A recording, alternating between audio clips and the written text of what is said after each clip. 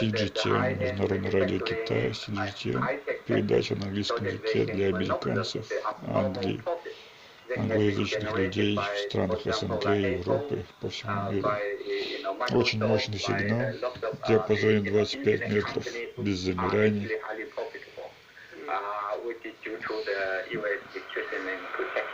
В Астане прием на простую телескопическую антенну, приемник XHDATA D-219.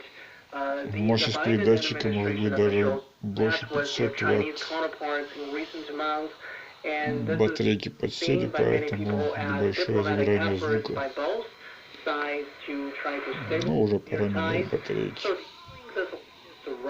5 дней проработали. Эти 5 дней слушал этот радиоприемник.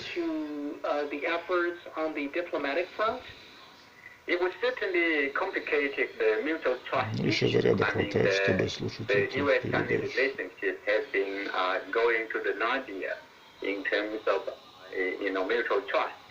And I think the recent delegation, various delegations from the United States to China, sent some sort of positive signal that the two countries can still cooperate.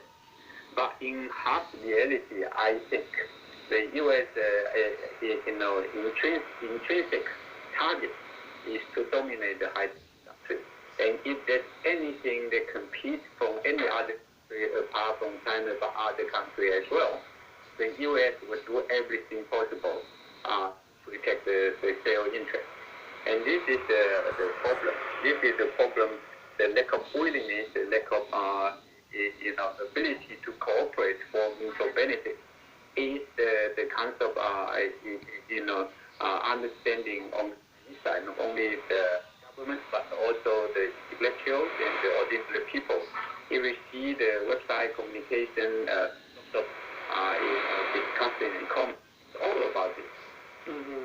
Now, Professor Yao, before we let you go, let's talk about a particular case briefly. Last year, U.S. government restrictions kept this U.S.-based company from shipping two of its most advanced AI chips to Chinese customers, but later NVIDIA ended up releasing two new variants for the Chinese market. Of course, these variants were less sophisticated, but somehow they can get around the U.S. export controls. Now, it looks like these new variants of this company will be restricted as well. So how big a blow do you think these new rules will deal to a company like NVIDIA? Briefly. Yeah, I think there's a mutual, harming process in the U.S. policy.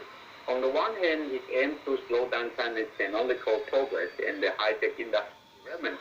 On the other hand, it actually restricts the market accessibility for U.S. multinational companies.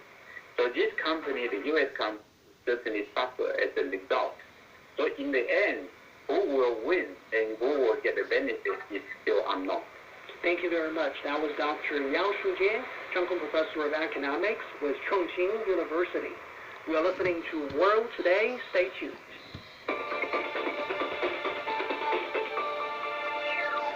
You are listening to World Today. I'm Dinhan in Beijing. Australia has rejected a proposal to recognize the country's indigenous population in the country's constitution.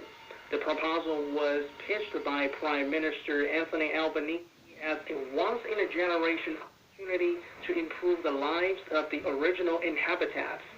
The proposal would have an advisory body on indigenous affairs called, quote-unquote, the voice in the country's constitution. Now, with more than 3/4 of the vote counted, over 60% have said no to the proposal at the national level.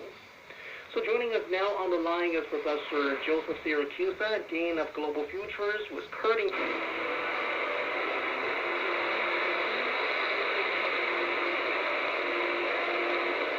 Выключился передатчик почему-то раньше времени.